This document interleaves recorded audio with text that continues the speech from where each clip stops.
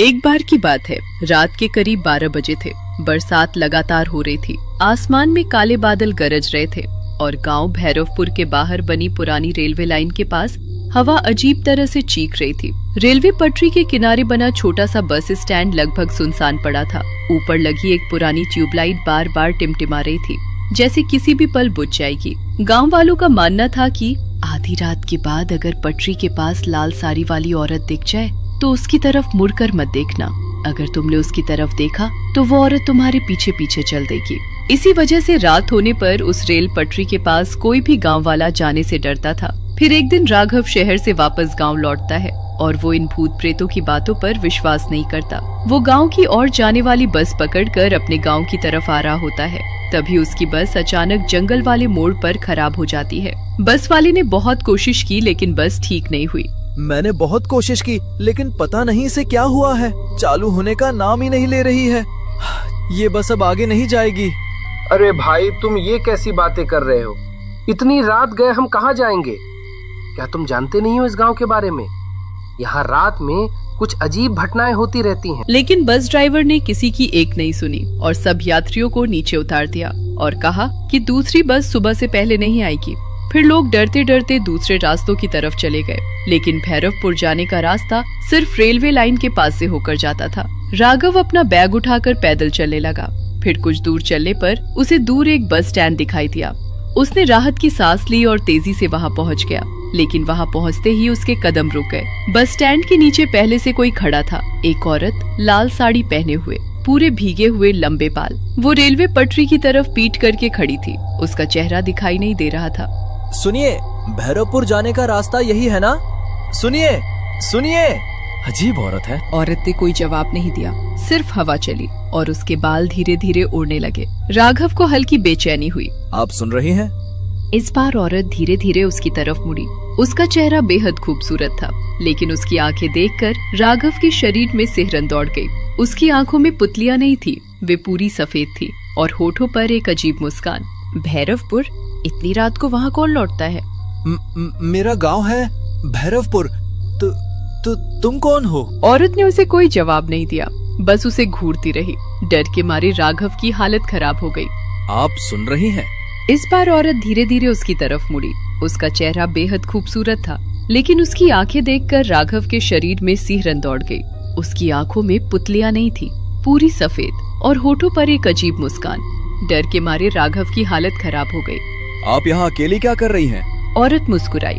मैं इंतजार कर रही हूँ। किसका? औरत ने सीधे उसकी आंखों में देखा। राघव डर गया। डर के मारे उसका शरीर कांपने लगा। वो समझ चुका था कि ये वही पटरी वाली चुड़ैल है जिसके बारे में अक्सर गांव वाले बातें किया करते थे।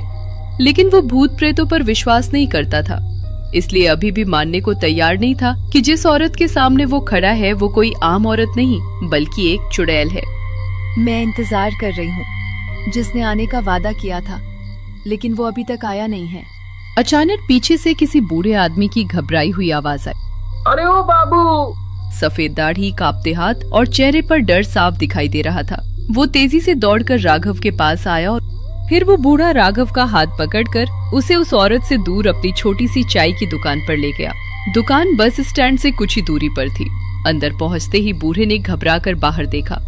बस स्टैंड खाली था, वहाँ अब कोई नहीं था। राघव ने हंसने की कोशिश की। इतना डर क्यों रहे हो बाबा? बूढ़े के चेहरे पर पसीना था। तुमने उससे बात की? वो इंसान नहीं थी। बाहर अचानक तेज हवा चली और टीन की छत जोर से हिलने लगी। बूढ़े ने धीरे धीरे कहानी सुनानी शुरू की। 3 साल पहले उसी रेलवे लाइन पर एक लड़की की मौत हुई थी। उसका नाम था नैना। वो एक सीधी सादी लड़की थी, लेकिन गांव के सरपंच का बेटा विक्रम उसके पीछे पड़ा हुआ था। लेकिन नैना किसी और से प्यार करती थी, जिसका नाम अर्जुन था। दोनों गांव छोड़कर भागने वाले थे। उस रात नैना इसी बस स्टैंड पर अर्जुन का इंतजार कर रही थी, लेकिन अर्जुन नहीं आया और उसी रात किसी ने नैना को रेलवे पटरी पर धक्का दे दिया। उसका शरीर ट्रेन से कट गया। और उसकी वहीं मौत हो गई। उस दिन के बाद हर बरसाती रात वो लड़की यहाँ दिखाई देती। राघव ने हंसने की कोशिश की, लेकिन उसके चेहरे की घबराहट छिप नहीं रही थी। तभी ऐसा लगा जैसे कोई दुकान के पीछे लकड़ी पर नाखून मार रहा हो।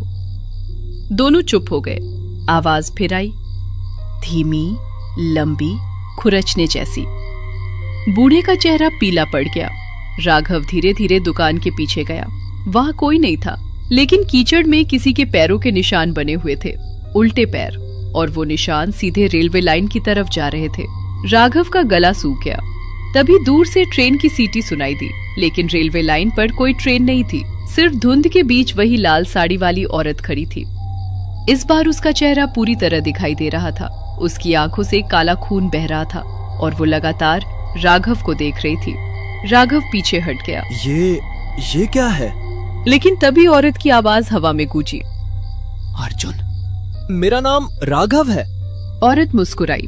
अचानक राघव के सिर में भयानक दर्द शुरू हुआ। उसकी आंखों के सामने अजीब तस्वीरें चमकने लगी। राघव जमीन पर गिर पड़ा। उसकी सांसें तेज हो गई। तभी उसके दिमाग में सब कुछ वापस आने लगा। उसका असली नाम राघव नहीं था, वो अर्जुन था। 3 साल पहले उसने अपना गांव छोड़ दिया था। उस रात नैना ने उसे यहाँ बुलाया था। दोनों भागने वाले थे, लेकिन रास्ते में अर्जुन ने विक्रम और उसके आदमियों को देख लिया था।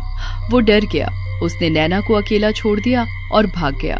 अगले दिन खबर मिली कि नैना मर चुकी है। डर और अपराध बोध से बचने के लिए उसने शहर जाकर अपनी पहचान बदल ली, लेकिन अतीत वापस लौट आया था। बारिश और तेज हो गई। नैना धीरे धीरे उसकी तरफ बढ़ने लगी। अब उसका चेहरा बदल रहा था। आंखें पूरी काली, जबड़ा फटा हुआ, गर्दन एक तरफ टेढ़ी, पूरे शरीर से सड़ने की बदबू आ रही थी। नैना अचानक जोर से चीखी, इतनी भयानक चीख कि आसपास बैठे सारे कौवे उड़ गए। पूरी जमीन कांपने लगी। तभी दूर से गाड़ियों की आवाज सुनाई दी। सरपंच विक्रम और उसके आदमी वहां पहुंच चुके थे। शायद उन्हें खबर मिल गई थी कि अर्जुन वापस आ गया है। तो तू आखिर वापस आ ही गया। अर्जुन गुस्से से खड़ा हो गया। तूने नैना को मारा था और आज तुझे भी मार दूंगा। लेकिन तभी नैना धीरे धीरे उनकी तरफ मुड़ी। विक्रम का चेहरा सफेद पड़ गया। नहीं। नैना जमीन से ऊपर उठने लगी। उसके बाल हवा में फैल गए। पूरा आसमान अजीब चीखों से भर गया। विक्रम के आदमी डरकर भागने लगे, लेकिन अचानक उनके पैर कीचड़ में धंस गए, जैसे जमीन उन्हें पकड़ रही हो। सब चीखने लगे, बचाओ, बचाओ। नैना की आवाज चारों तरफ गूंजने लगी। जिस रात मैं मदद मांग रही थी, उस रात तुम हंस रहे थे। अचानक रेलवे लाइन पर तेज रोशनी दिखाई दी, जैसे कोई ट्रेन पूरी रफ्तार से आ रही हो, लेकिन वहाँ कोई ट्रेन नहीं थी। फिर भी पूरी जमीन कांप रही थी। अगले ही पल विक्रम चीखता हुआ पटरी की तरफ घिसटने लगा, जैसे कोई अदृश्य ताकत उसे खींच रही हो। नहीं, छोड़ दो मुझे। लेकिन नैना की आंखों में अब सिर्फ नफरत थी। कुछ सेकंड बाद पूरी रात एक भयानक चीख से भर गई और फिर सब शांत हो गया। बारिश धीरे धीरे रुक गई। सुबह गांव वालों ने रेलवे लाइन के पास विक्रम की लाश देखी। उसका शरीर बुरी तरह टूटा हुआ था, जैसे किसी ट्रेन ने कुचल दिया हो। लेकिन उस रात उस लाइन पर कोई ट्रेन गुजरी ही नहीं थी। अर्जुन वहीं बैठा था, पूरी रात जागता हुआ।